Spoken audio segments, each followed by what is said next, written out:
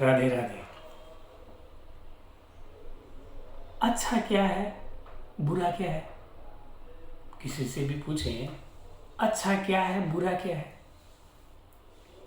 किसी भी इंसान से पूछें अच्छा क्या है, बुरा क्या है, तो कहेगा मुझे अच्छा लगता है वो अच्छा है, मुझे जो अच्छा लगता है वो अच्छा है, और मुझे जो यानी घूमना फिरना खाना पीना जो भी अच्छा लगे, अच्छा पहनना, जो मुझे अच्छा लगता है वो अच्छा है, जो मुझे खराब लगता है वो खराब है। यानी हर इंसान यही कहेगा। लेकिन रियल में अच्छा है क्या? रियल में अच्छा है क्या? रियल में अच्छा है, आपके पास 3 चीजें हैं। तन, आपका तन, आपका मन, आप मन से हमेशा खुश रहे। तन यानी हमेशा स्वस्थ रहे, आपका तन है। मन यानी आप हमेशा मुस्कुराते रहे, मन प्रसन्न रहे। और आपका धन, जो आपका रुपया है, आपका जो धन है, यानी वो आपकी अपनी 3 ही चीजें हैं, तन मन और धन। ये तीनों में हमेशा हितकर हो, वो अच्छा है। इन तीनों में यानी आप नशा करने लगे तो तन के लिए अच्छा नहीं हुआ ना। फिर नशा करने लगे तो अच्छा नहीं हुआ। तो तन स्वस्थ रहे और मन खुश रहे, और धन यानी धन है वो बढ़ता रहे, धन की कमी ना हो, धन की कमी ना हो, और धन व्यर्थ का कहीं ना जाए, धन व्यर्थ का कहीं ना जाए कि यहाँ पे इतना चला गया, कि ये हो गया वो हो गया। यानी धन भी आपके पास आपके आपका रहे, आपका बन के रहे, आपका धन आपको सपोर्ट करे, आपका मन आपको सपोर्ट करे, आपका तन आपको सपोर्ट करे, और लंबे काल तक। तो ये अच्छा है, ये अच्छा है, ये अच्छाई है। और धन का मालिक, धन किसे कहते हैं? धन जुपिटर, और पेट की जो लीवर होती है ना, लीवर बोलते हैं वो ज्ञानी होता है। कि यानी पेट के अंदर जो भी डालते हैं, लीवर को पता होता है कि ये पचाना है कि नहीं पचाना है। अगर नहीं पचाना, या तो मोमेंटिंग से बाहर निकाल देता है, या दस्त लगने लग जाते हैं। यानी जुपिटर को हर जगह ज्ञान है, इसीलिए कहा जाता है कि पेट के लीवर को पता होता है कि मुझे क्या खाना है क्या नहीं खाना है। अब यहाँ पे आप विस्की डालेंगे, सड़ी हुई चीज डालेंगे, तो ये ग्रहण नहीं करेगा। और यानी धुआं है, ये राहु है, धुआं ये राहु है। और बदबू है, सड़ा हुआ है, और ये जो नशा है जिसको दारू को क्या बोलते हैं? दारू को क्या बोलते हैं? ये वीडियो कट जाएगा। दारू को क्या बोलते हैं? ड्रिंक है क्या? वाइन्स। वाइन्स, अच्छा हाँ, तो ये कट जाएगा, ठीक है ना। पेट में बोले वाइन डाल रहे हो, तो वाइन क्या है? राहु। तो लीवर को खराब करेगी, बृहस्पति को खराब करेगी, पेट को खराब करेगी। यानी आप धन को स्वस्थ रखिए, और धन क्या है? आपका लीवर। लीवर क्या है? जुपिटर। और मन, मन क्या है? चंद्रमा। चंद्रमा यानी पानी। आपके शरीर में भी 70% पानी है, पानी स्वस्थ रहना चाहिए। तो आपका शरीर का जो पानी है वो अच्छा रहे। और कहते हैं कि सबसे ज्यादा 12 लीटर पानी पीना चाहिए, 13 लीटर पानी पीना चाहिए। और यानी शरीर में पानी की मात्रा अच्छी है तो आपका मन अच्छा है, पानी की मात्रा अच्छी है तो मन अच्छा है। और मन का वेग है वो किस तरह से कैसे बहता है, इसके जानने के लिए तन पे जाना पड़ेगा। कि तन, तो तन क्या है? तन क्या है? तन को जानने के लिए, या हर इंसान अपने आप को जानने के लिए हमेशा लालयित रहता है भी अपने आप को जाने। और अपने आप को जानने का सबसे शानदार जो जरिया है वो कुंडली है। कुंडली में बनाते ही सबसे पहले बनती है लगन कुंडली। यानी कौन सा लगन है, आपका सूर्य का लगन है कि मंगल का लगन है, कि आप किस लगन के हो।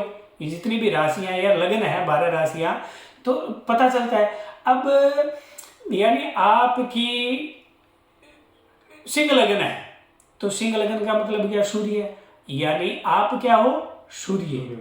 और आपका मकर लगन है तो आप क्या हो? शनि। कुछ लोग होते हैं हृष्ट पुष्ट होते हैं, शरीर से बड़े बलशाली भी होते हैं और खेतों में बहुत मेहनत करते हैं, काम भी करते हैं, शरीर श्रेष्ठ होता है, लेकिन उनको मीठा हजम नहीं होता, उनको घी हजम नहीं होता। ये जब भी खाते हैं तो बोलते मैं थोड़ा सा ही खा लेता हूं तो पेट खराब हो जाता है मेरा, उनको शरीर में।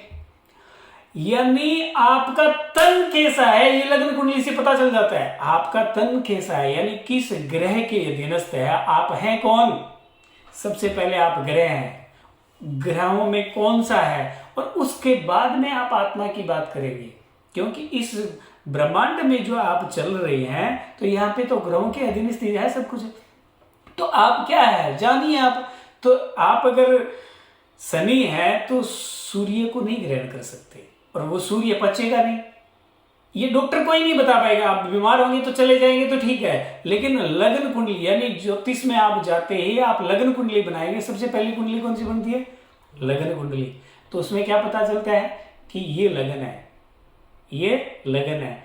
और यानी कोई चीज लगन शब्द को जानने के लिए, जैसे इसकी लगन इस तरफ है, ये लगन ऐसी लागी लगन, यानी लगन जो होती है, यानी आपके तन की लगन क्या है। और फिर राशि की बात होती है। राशि का एक नजरिया, यानी किस इंसान की राशि क्या है, या ये राशि किसके, ये धन किसका होता है ना। राशि शब्द ये उसकी राशि है, कहते हैं ये छोड़ के गया है, ये उसकी राशि है, ये जो स्थान है ये उसकी राशि है। तो इससे पता चलता है वो उसकी राशि यानी उस ग्रह की राशि है। अगर ये दोनों एक हो जाए, यानी जिसका लगन भी शनि हो और राशि भी शनि हो, यानी राशि भी मकर हो और लगन भी मकर हो, तो वो शनि हो गया। अब वो मीठा कभी खाएगा ज्यादा, थोड़ा सा भी ज्यादा हो गया, जैसे शरीर में हर एक परफेक्ट चीजें हैं, लेकिन थोड़ा सा भी ज्यादा होगा पचेगा नहीं उसको। और वो जिंदगी भर घूमता रहता है कि मेरे को मीठा नहीं पचता, मेरे को घी हजम नहीं होता। क्यों? कि तुम शनि हो। अब यही अगर वो सूर्य है, यानी जिसकी सिंह राशि है और सिंह लगन है, तो वो सूर्य हो गया, उसको तेल हजम नहीं होगा। तेल से बनी हुई चीजें है ना, उसको हजम नहीं होगी, उसके लिए हितकारी नहीं है। तो अपने आप को जानने के लिए सबसे बेस्ट तरीका क्या हुआ? अपनी कुंडली में जाए, अपनी। इसीलिए कहते हैं ज्योतिष से बड़ा कोई बताने वाला है ही नहीं कि आप हैं कौन।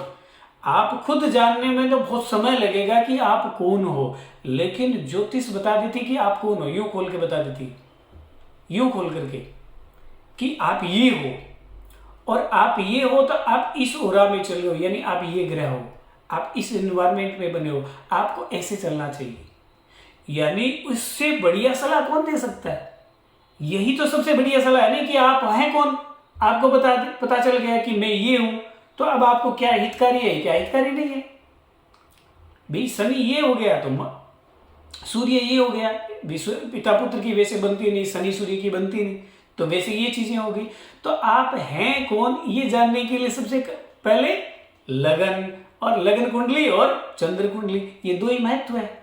और उसके बाद में पता चलता है दशा, यानी इंसान की दशा क्या है। एक मकान की दशा क्या है, कि फैक्ट्री की दशा क्या है, कि गाड़ी की दशा क्या है, कि शरीर की दशा क्या है।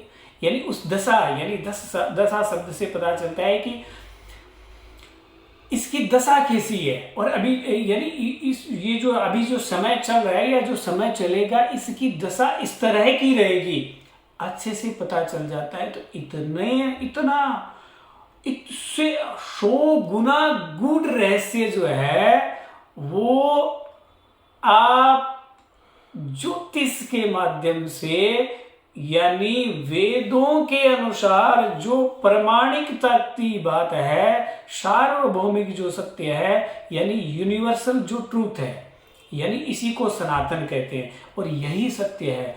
कहते हैं सत्य को जानो, सत्य को जानो, सत्य वेद है, सत्य वेद है, सत्य वेद है।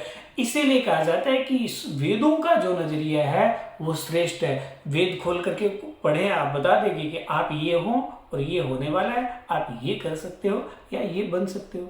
और कुंडली ही श्रेष्ठ है, क्योंकि कुंडली में आपको पता चल जाता है।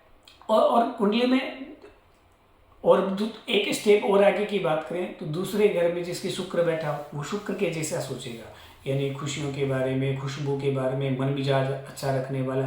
मंगल अगर दूसरे घर में बैठा है या दूसरे घर में मंगल है तो आदमी क्या सोचेगा, उसकी बुद्धि कैसे होगी, उसकी बुद्धि होगी यानी ऊर्जा में लगी हुई, या तो वो फौज में जाने की सोचेगा यानी हर समय हार्डवर्क करता रहे, या वो हर समय खेलने की सोचेगा यानी वो हर समय ऊर्जा से भरपूर भरा हुआ काम है वो करना चाहेगा।